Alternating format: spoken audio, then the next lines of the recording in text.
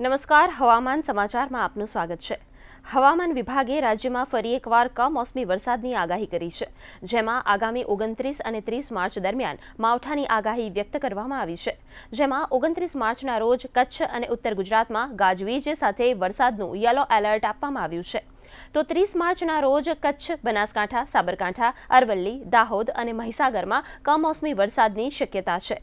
રાજ્ય પર upper air cyclonic circulation system સક્રિય થતા માવઠાની આગાહી વ્યક્ત કરવામાં આવી છે। આ દરમિયાન માછીમારોને દરિયો ન ખેડવા સૂચના આપવામાં આવી છે।